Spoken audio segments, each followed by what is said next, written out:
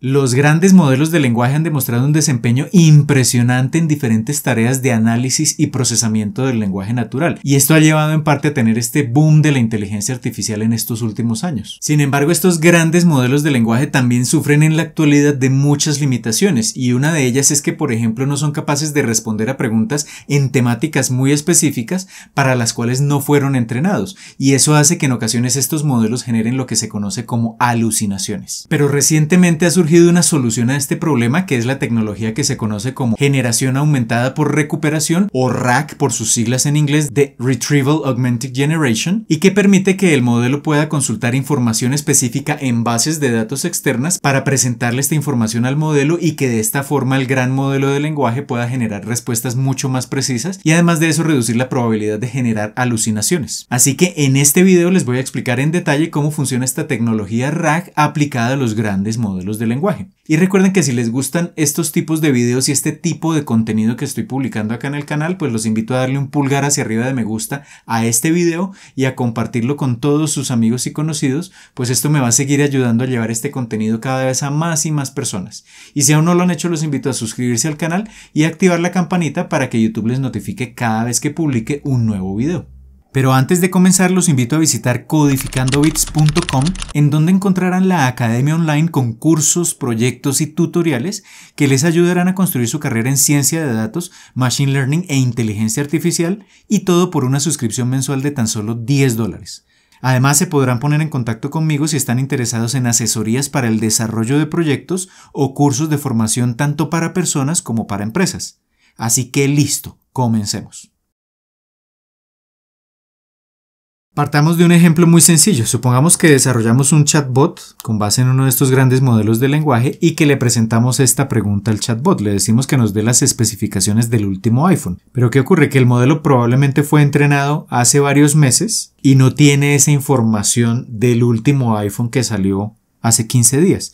Entonces, el modelo nos va a generar una respuesta y nos va a decir, por ejemplo, las especificaciones de ese iPhone son: la pantalla tiene cierta resolución, cierto tamaño, tiene un procesador de estas características, una capacidad de almacenamiento específica, etcétera, etcétera.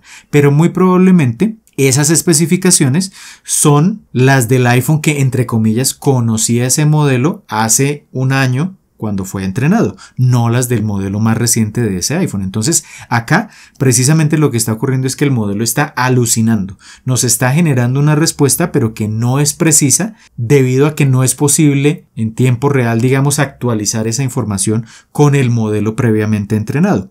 ¿Cuál es la otra situación que se puede dar? Que el modelo, cuando le pidamos esas especificaciones, puede ser que, por la manera como fue construido ese chatbot, nos indique que de pronto no posee esa información, porque fue entrenado en un momento determinado, hace casi un año, y pues el modelo simplemente calcula la fecha actual y dice pues esa información la desconozco y nos muestra esa información en pantalla. Esto sería lo que esperaríamos que nos dijera el modelo, pero lo ideal sería que pudiésemos obtener las especificaciones del último iPhone, independientemente del momento en el cual fue entrenado el modelo.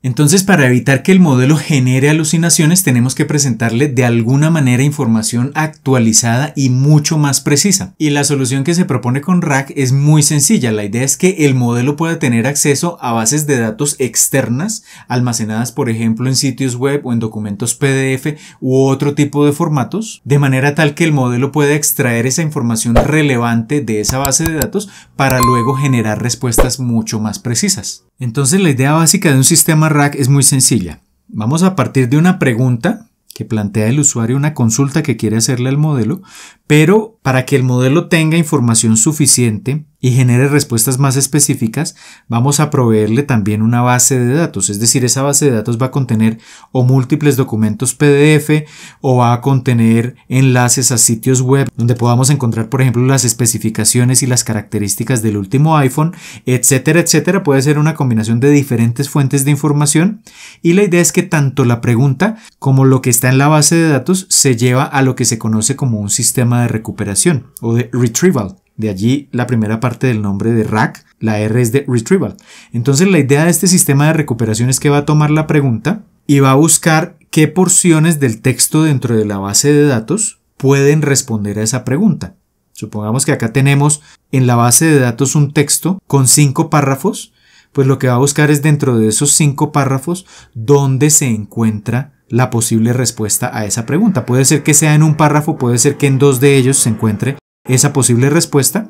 Lo que va a hacer ese sistema de recuperación es extraer únicamente esos 2 párrafos que contienen información relevante para responder a la pregunta, y esa información o ese contexto, es decir, esa información relevante que se extrajo de la base de datos para responder a la pregunta, junto con la pregunta se le presenta al gran modelo de lenguaje, y en este punto pues el gran modelo de lenguaje ya no tiene que empezar a inventar información o alucinar, o no tiene que recurrir a lo que ya tenía almacenado en el entrenamiento, sino que tiene, digámoslo así, información fresca proveniente del sistema de recuperación, y por tanto va a tomar esas porciones de texto que arroja el sistema de recuperación, va a tomar la pregunta, va a combinar esa información y con base en eso pues va a generar una respuesta que idealmente pues va a ser mucho más específica y que no va a contener alucinaciones. Muy bien, ya tenemos clara la idea básica de un sistema RAG, que realmente es bastante sencilla. La idea es que tenemos que presentarle al modelo no solo la pregunta, sino también un contexto, que es simplemente una porción o un conjunto de porciones del texto original proveniente de la base de datos externa, que le va a permitir al modelo encontrar las respuestas a esa pregunta y generar precisamente respuestas mucho más precisas, evitando en lo posible generar alucinaciones. Sin embargo, si queremos ser capaces de implementar un sistema RAG, necesitamos entender todos los detalles técnicos de esta tecnología. Así que ya teniendo una idea general, veamos ahora sí en detalle todos los elementos que conforman un sistema RAG. Así que el primer paso en la construcción de un sistema RAG es construir lo que se conoce como la base de datos vectorial. En un video anterior ya les hablé en detalle de lo que es una base de datos vectorial, pero la idea básica es la siguiente. Tenemos la base de datos con los documentos o con los enlaces a sitios web, o la combinación de los dos elementos, o con tablas u otro tipo de información. Tenemos esos documentos almacenados en algún lugar, y lo que tenemos es que llevarlos a una representación que pueda entender el modelo. En primer lugar, la totalidad del documento no la podemos introducir al modelo porque el modelo tiene un límite o una capacidad de información que puede llegar a procesar. Entonces, lo que tenemos que hacer es tomar cada uno de los documentos y partirlos en diferentes trozos o pedazos. Eso se conoce como chunks. Entonces cada chunk puede ser un párrafo, o puede ser una frase, o puede ser un conjunto de párrafos. Nosotros podemos controlar ese tamaño, pero la idea es que no le presentamos toda la información de golpe al modelo, sino que lo que hacemos es dividirlo en pequeños trozos. Pero esos trozos van a contener texto, y el modelo realmente no interpreta texto de forma directa, sino que interpreta cantidades numéricas. Así que de alguna manera tenemos que representar cada bloque de texto, cada chunk, de forma numérica como un vector. Esos vectores de texto representados numéricamente se conocen como embeddings. De los embeddings también les hablo en detalle en un video que les dejo por acá enlazado. Pero entonces la idea es que se toman esos trozos de texto, se representa cada uno vectorialmente. Esos son los embeddings.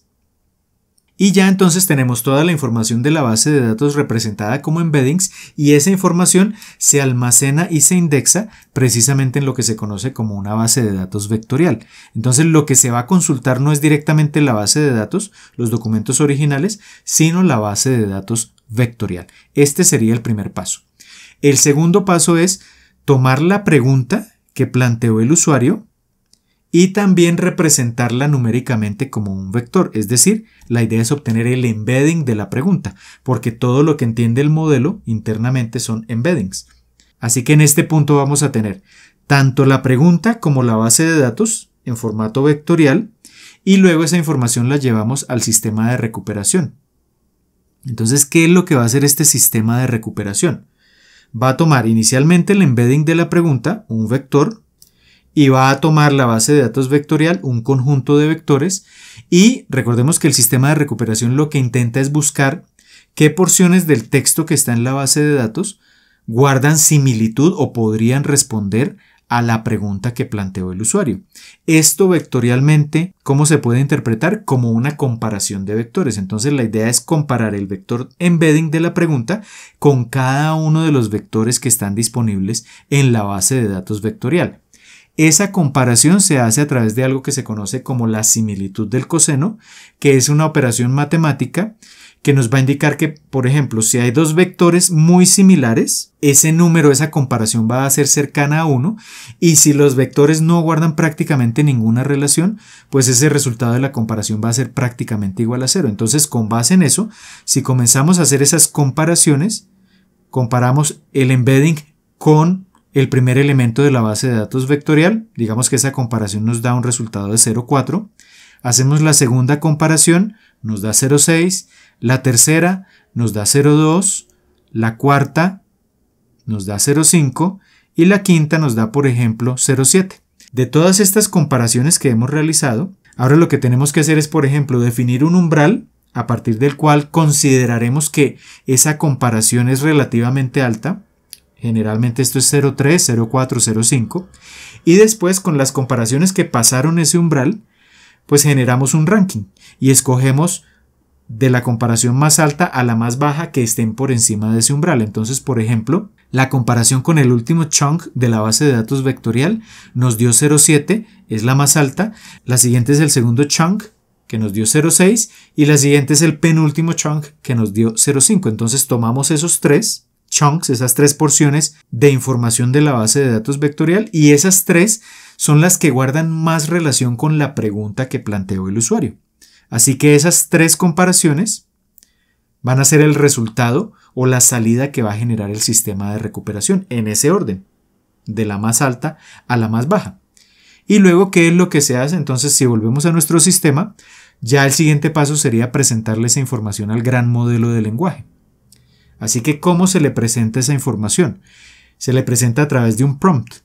Ese prompt es básicamente una instrucción que le damos al modelo sobre cómo queremos que genere las respuestas a las preguntas que le plantea el usuario. Y esa primera parte del prompt contiene lo que es la descripción de la tarea. Entonces ahí le indicamos al modelo, en lenguaje natural lo escribimos de esta forma, le decimos, mira, tú eres un asistente que va a realizar una tarea de respuestas a preguntas o una tarea de pregunta-respuesta. La idea es que utilice los siguientes elementos para responder a la pregunta. Y si en ese contexto, el contexto es la información que viene del retriever, las porciones de texto relevantes, si en ese contexto no se encuentra la respuesta, pues simplemente diga que no sabe. Y con esto estamos limitando la posibilidad de que nos genere alucinaciones. Entonces, la primera parte del prompt es la descripción de la tarea.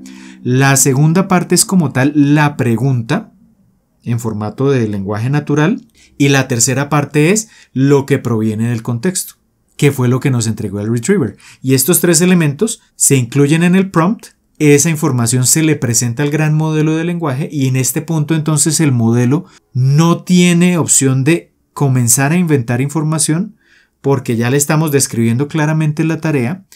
El usuario planteó una pregunta y le estamos indicando al modelo que busque la respuesta a esa pregunta en ese contexto que es la información que se extrajo de la base de datos vectorial a través del retriever. Y entonces con eso el modelo ya tendría que generar una respuesta e idealmente esa respuesta debería ser específica y debería estar directamente relacionada con lo que se encuentra en la base de datos. Perfecto, acabamos de ver la idea básica y todos los detalles de funcionamiento de cada uno de los elementos que conforman un sistema RAG. En esencia, la idea es que si queremos que el modelo genere respuestas más precisas y que no haya alucinaciones, pues tenemos que presentarle junto con la pregunta el contexto adecuado. Y este contexto adecuado, ¿de dónde lo tomamos? Pues lo tomamos de una base de datos externa, donde ese documento o esos documentos han sido preprocesados y donde lo que hacemos es recuperar únicamente esas porciones de texto que resultan relevantes para poder responder a esa pregunta que presentó el usuario. Si les interesa, precisamente en la Academia Online tengo un proyecto en donde desarrollamos un modelo o un sistema RAG que nos permite consultar información en archivos PDF usando precisamente esta lógica que les acabo de explicar. Así que si les interesa ver ese proyecto, les dejo por acá arriba el enlace y también se los dejo en la descripción. Y como siempre, si tienen alguna duda la pueden dejar abajo en los comentarios del video. Así que por ahora esto es todo, les envío un saludo y nos vemos en el próximo video.